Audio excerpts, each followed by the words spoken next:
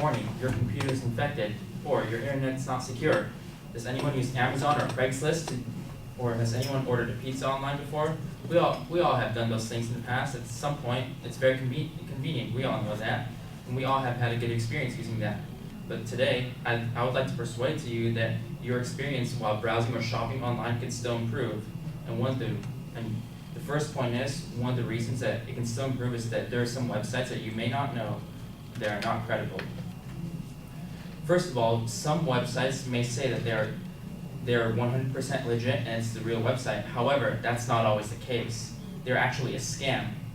This is known as being a fraudulent website, and many of these occurred especially on Black Friday last year. According to a CNBC article by Colleen McCown, one of the fake websites that came up on Black Friday last year was the PandoraPic.com link, which resembled the Pandora jewelry. Unfortunately, many people trusted that Pandora Pic website, falling for it because they thought it was the real website and it was the same thing, and they thought it was also credible. According to a security expert, which is David DeMille from the company A Secure Life, there are a lot of websites that are not even shipping a fake product, or they're just taking some money and just going after it and just running away with it.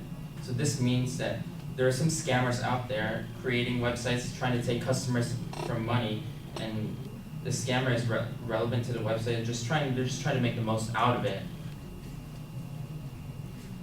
However, going back to McCown's point, she states that if you're not sure about the website, or one of the ways that you can be safe is by looking at the website for any suspect domains in the URL, because most websites have simple URLs like calvinklein.com, and if you see something like calvinkleinDiscounts.com, then you know it's for sure that you know it's not really as safe, and you can't really trust that website.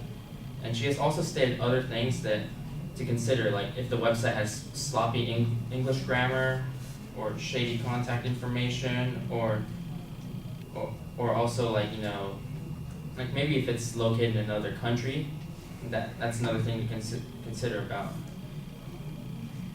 And here's another point, that can improve your shopping or browsing experience. I mean, besides avoiding fraudulent websites, there are other ways that you can still improve your internet browsing and shopping experience. Another thing to consider is that it's the safety of the website, because many may be infected with viruses, and one thing to note is to check your antivirus protection, if it's software, to see if it's active or not. Or just simply, if you don't have one, just download one. According to an LA Times article by Chris O'Brien, there are cyber attacks that are taking place, and they affect computers from all over the world. And he states that the ransomware attacks secretly searched computers for personal files and encrypted them, and then displayed a demand for a ransom to release the files. What does this mean? From a personal experience, I've gone through this as well. Like several years ago, when I tried to buy and download a computer game from the website, but instead I decided, well, I shouldn't buy it. Maybe I'll just get the free version of it. So I decided to download the free version instead. So I did, and I played the game for a couple of minutes, and meanwhile, I forgot something to do. I just remembered I had to do the computer virus scan, so I did that. And an hour later, after playing the game and after the virus scan concluded, the computer then told me it had a virus, and I got scared. So after that, I had remembered that I downloaded the game from the website that was infected with viruses, and I just never knew that it could happen like so quickly, and apparently it was infected with viruses. I mean, it caused me a great problem on my computer, and after that virus, after that experience, I've learned that I should always download or purchase something from a website that I can trust. And if I doubt the website, I should also check it out to see if there are any viruses. I mean, this can also explain why using an antivirus software helps. Because in the future problems, like if your computer ever gets a virus, then your antivirus software would be able to save it. I mean, lucky for me, this was only a one-time thing, and then I was able to get rid of the virus, and my computer was back to being safe again. And furthermore, there are other ways that you can still improve your safety on the internet. there are other ways that you can still improve your browsing and shopping experience in the internet. I mean, whether you're just surfing or you're just going to the internet just for the fun of it. One of the ways to improve is also check the reviews of the website. This is very important. And on one of the computers I have at home from personal experience, I have this one antivirus software called McAfee, and whenever I go on Google, it shows me 4 different color codes. There's a green color code, which means that the website is safe. There's the yellow color code, which means that you have to use caution if you choose to browse on that website. And the red color code, which means that the website is totally unsafe, you cannot trust it and do not go in it. And there's also the gray color code, which means that you probably should either trust your instincts or just stay away from that website. After my computer virus experience, I stuck to that software, and I got used to it, and it really helped me become safer. And also another important thing was that with that antivirus software, it prevented my computer from any like scandalous or hackers or anything that's fraud related, specifically phishing. Phishing is a term described for when there are hackers or scammers out there.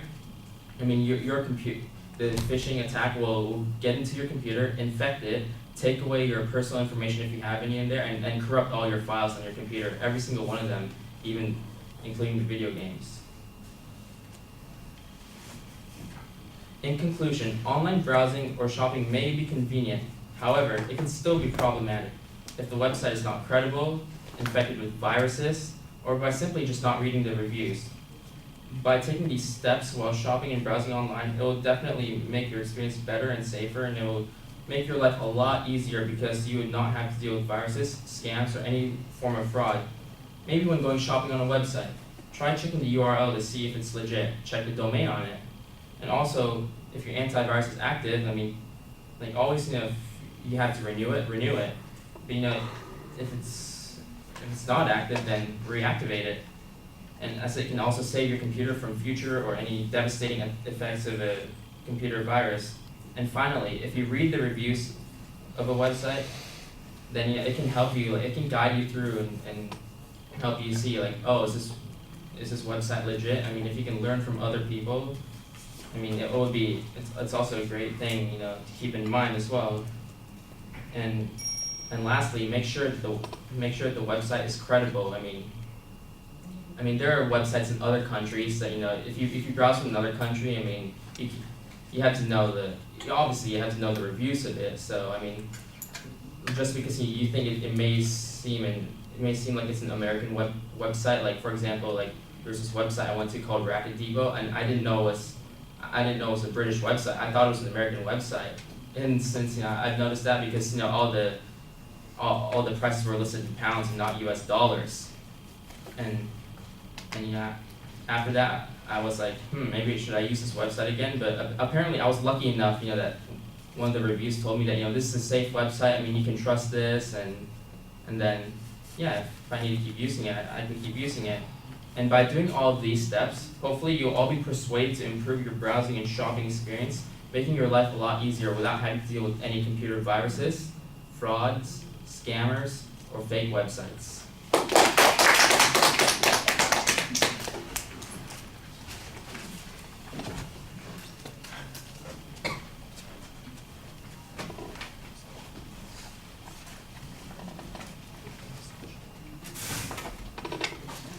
I should have pointed out that Julissa is supposed to do the written evaluation for that, and Luis Reyes is supposed to do the oral evaluation. Luis, do you have some comments?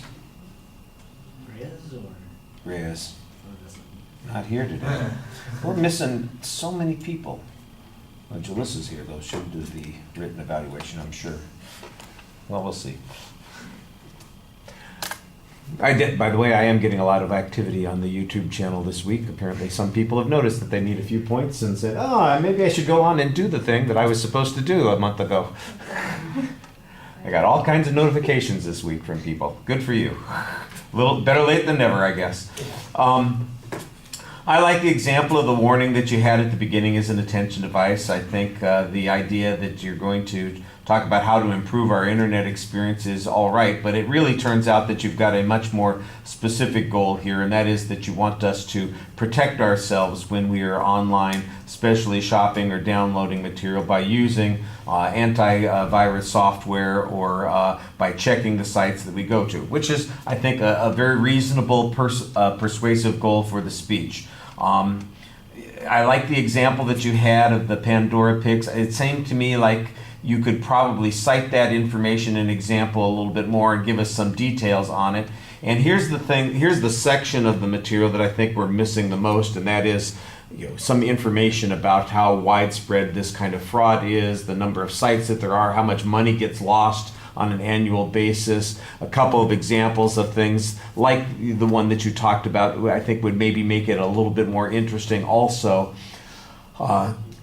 Most people are probably aware that there's a lot of danger out there online, and that there are places that you could accidentally end up that are not, like you said, where you thought you were going. And I thought some of the suggestions and tips that you provided were pretty reasonable, although scammers who are good at this kind of thing, they know all of those sorts of things. They're going to be careful with the language that's going on there. They're going to make the URL address look as benign and safe as they possibly can. So as advice, there's nothing wrong with what you've got, but how effective it's going to be, that's going to be another issue. And I think you needed to cite a little bit more.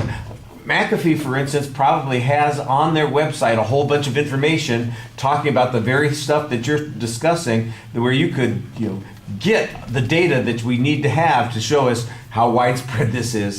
So it seemed like to me like you've got the right idea. You've did a good job developing some personal examples to illustrate this, which I liked, but you need to fill it in a little bit. The personal example is good, that there was a potential danger there, that you thought there was something going on, you had a problem with the virus. Now let's follow it up with an example of somebody who wasn't so lucky, for instance, about how they lost all their data or end up having to pay ransomware to get information back. And how often does this kind of thing happen? And who gets victimized most? Is it kids who are going online downloading games like you're talking about? Is it people going to pornography sites where the malware is all over the place? Or is it folks who are shopping and are just not paying attention to the fact that they've gotten a website that is not legitimate, like you were talking about? There's all kinds of places that people end up accidentally. I think you could give us a few more examples of those kinds of things. The whole idea of using the antivirus software, I think, is a good idea. I like the description that you had, the McAfee warnings that you were talking about. And anytime you had something other than the green, for instance, I would assume that you'd want to be doing some investigation on this. Like if it's yellow, there might be some issues here. Well, let's see if there's another site that I can go to that's safe, or what are the kinds of things that they had problems with. Spamming, it's one thing. You say, well, I hate the spamming, but that doesn't necessarily mean it's malevolent. On the other hand, if there is the malware, it's been known to produce malware or something like that, maybe that's the kind of thing that the McAfee and Norton and all those other, Kaprinski, they tell you all those kinds of things. Yeah, maybe you could do a little bit of comparison, for instance, about the kinds of antivirus softwares that there are as well, so that we could then maybe make a decision about what would be an appropriate one to install on our devices or our computers. I thought you were fine. You had a good summary at the end of the speech, although it felt like you went through the summary and then you had some more information that you presented, and then you kind of went back for a quick summary again. I like the exit line that you finished on. I thought that was pretty effective, but it did feel a little repetitive of something that you talked about earlier in the speech. Delivery issues, for the most part, you are looking at us. I think, what was the time on that? I think you made it to just about 8 minutes. Yeah, it was like 8 minutes. Yeah, I know that you were, getting closer to the end, but you still had a little bit of time, so I would, there's room that you can put in a little bit more content. All right, thank you.